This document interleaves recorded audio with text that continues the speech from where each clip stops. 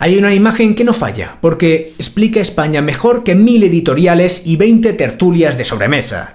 Imagina una casa grande, vieja, con historia, una de esas casas que podrían ser hermosas si no estuvieran llenas de goteras y de parches.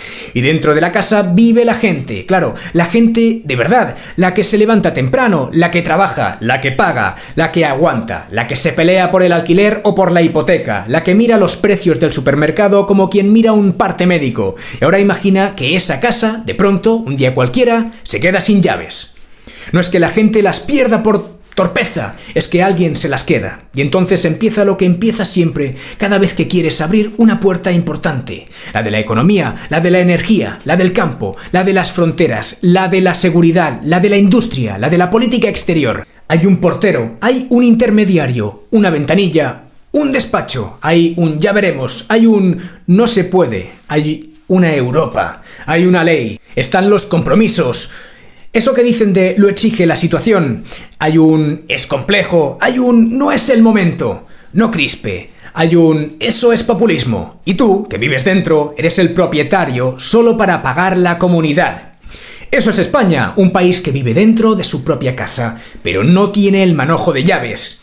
Y aquí viene lo importante, cuando un país no tiene llaves no puede tener una moral propia, lo que tiene es un catálogo de moral alquilada, porque la moral sin soberanía es postureo, y la soberanía sin base material es una bandera sin mástil. Por eso, antes de hablar de Europa, de la OTAN, de Marruecos, de Mercosur, de Israel y Palestina, de Irán o de Cuba, de Nigeria y del Congo, hay que hablar del candado doméstico, del candado español, de ese mecanismo interno que hace posible que hoy te vendan una cosa y mañana la contraria, sin que pase nada, sin que caiga nadie, sin que se rompa el sistema, porque el sistema está diseñado precisamente para eso, para aguantarlo todo, incluso la vergüenza. Veamos el régimen que no se nombra, la alternancia, no alternativa. En España se ha instalado una superstición cómoda, útil, rentable para el poder. La idea de que votar cada 4 años equivale a mandar, como si el simple acto de meter un papel en una urna fuese un talismán que te convierte en soberano. Y no, votar no es mandar. Votar es participar en un marco que ya está decidido. Votar es elegir, muchas veces, entre 2 gestores del mismo edificio, mientras el edificio sigue teniendo los mismos dueños en las sombras y las mismas normas que nadie te consulta.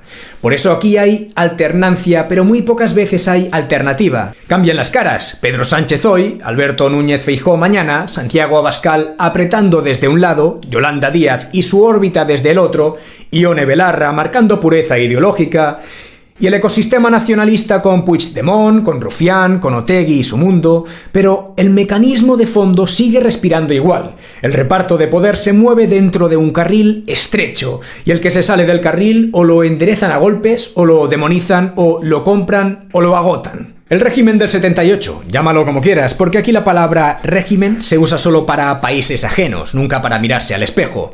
Se ha convertido en una arquitectura de protección del poder, una especie de autopista donde los partidos circulan con sus coches oficiales, mientras el ciudadano va por la cuneta a pie, mirando desde abajo cómo pasan los que deciden. Y no hace falta conspiración para que esto funcione, basta con incentivos, basta con que el sistema premie al obediente y castigue al libre. Veamos la partitocracia, cuando el diputado no te representa a ti, sino que representa a su lista.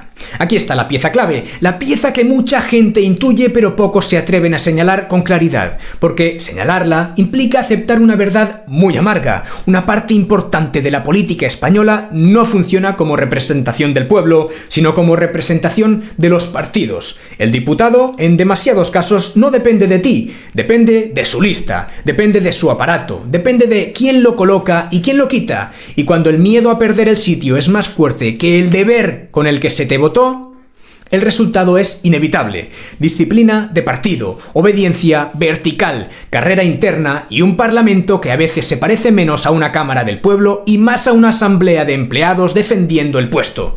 Por eso ves escenas que, si las miras con frialdad, son obscenas. Diputados que votan lo que ayer criticaban, ministros que hoy dicen lo contrario de lo que dijeron hace 6 meses, alianzas que se justifican con la boca pequeña y se venden con la boca grande, y promesas que se rompen sin rubor porque, al final, el castigo real no lo pone el ciudadano, lo pone el aparato. Y el aparato es un dios celoso. Nos encontramos también con la opacidad, gobernar por debajo, legislar de madrugada. Ahora viene la parte menos espectacular, la parte que no da clips virales, la parte que no se grita en una tertulia porque no tiene música de fondo, pero que es la parte donde se decide tu vida. La opacidad. España es un país donde se habla mucho de transparencia, pero se gobierna con una pasión enorme por el pasillo, por el decreto, por la letra pequeña, por el BOE que cae como una piedra en la noche, por la norma técnica que parece inocente, por el procedimiento que nadie entiende, por la regulación que se vende como seguridad mientras por detrás alguien hace negocio. Y aquí es donde la democracia se vuelve un cuarto sin luz. No te prohíben hablar, simplemente te hacen imposible seguir el rastro. Te saturan, te confunden, te cansan, te distraen. Mientras tú estás peleándote con tu vecino por un tuit, hay un país entero que se mueve por debajo con decisiones pequeñas que, sumadas, lo cambian todo. Un acuerdo, un reglamento, una orden, un requisito, una excepción, una licitación, un lobby que susurra, un técnico que firma, un intermediario que cobra. Y luego cuando preguntas te contestan con ese tono administrativo que en España sirve para justificar cualquier cosa. Es lo que hay, es lo que marca Europa, es lo que dicen los expertos, es por seguridad, es por el bien común. En realidad muchas veces es por conveniencia. Veamos ahora el Estado como gestor y el ciudadano como cliente cautivo. A partir de aquí se entiende por qué el ciudadano se siente espectador, porque el Estado en demasiadas ocasiones no se comporta como una herramienta del pueblo, sino como un gestor que te administra, te regula, te vigila, te exprime y cuando puede te sermonea. Y tú, en lugar de soberano, te conviertes en cliente cautivo, en contribuyente obligatorio, en pieza del engranaje.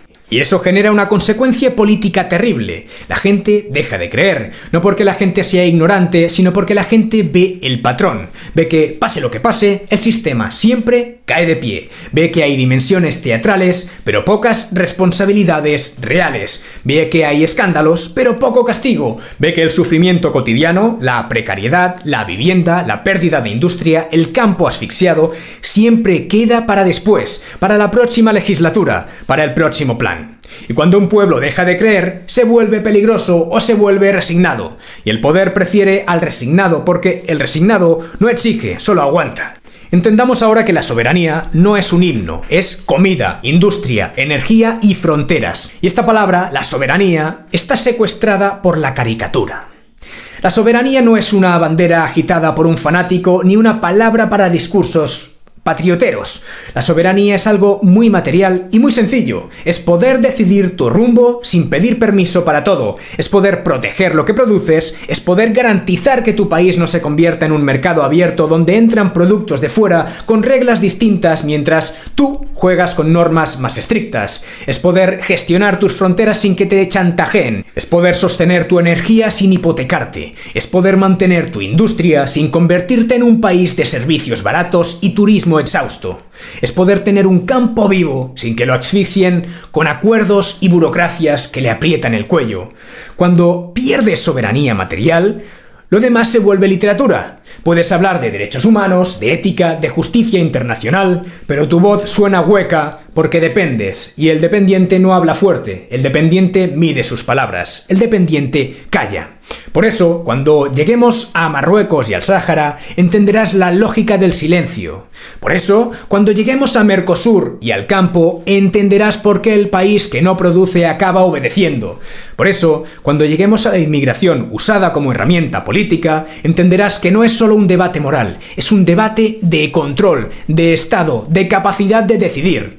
Por eso, cuando lleguemos al exterior, Israel, Palestina, Irán, Cuba, Venezuela, entenderás que gran parte del posicionamiento es teatro interno, porque un país sin llaves no marca su rumbo, lo sigue. Y en cuanto a los actores del teatro, a quién interpreta qué papel, aquí sí hay nombres, no porque el problema sea Pedro Sánchez o Feijóo o Abascal en particular, aunque cada uno tenga su responsabilidad, sino porque el problema necesita caras para venderse, necesita personajes para que el público se enganche, como una serie. Sánchez es el gestor del equilibrio, el que te vende normalidad incluso cuando te cambia el suelo bajo los pies, el que convierte la crítica en extrema derecha cuando le conviene y convierte el pacto en responsabilidad cuando le conviene. Feijóo es el gestor del relevo, el que promete orden y sensatez y muchas veces se queda atrapado en un sistema que exige gestos y no soluciones, golpes de efecto y no cambios estructurales. Abascal vive del choque, del relato de asedio, de la épica del enemigo interno, y acierta cuando señala problemas reales, pero se empantana cuando la solución se reduce a mitin y la complejidad se desprecia como si fuese debilidad. Yolanda Díaz intenta sonar a conciencia social, pero sufre el desgaste de pisar el barro del poder real, donde el idealismo dura lo que dura un titular. Ione Belarra y el entorno más duro de su mundo moralizan con facilidad porque moralizar es barato cuando no pagas tú la factura y cuando la realidad te obliga a gestionar, entonces llegan las contradicciones. En Cataluña, el nacionalismo ha perfeccionado otra forma de teatro, el pueblo como excusa permanente. Puigdemont y su órbita juegan con la épica, Rufián juega con el sarcasmo como arma, y la política identitaria convierte lo material en secundario, porque un pueblo entretenido con símbolos no exige pan, exige gestos. Y en el País Vasco, el tema Bildu y el entorno de Otegi es una prueba de fuego moral permanente. Cómo se blanquea, cómo se relativiza, cómo se reescribe, cómo se usa la memoria según convenga.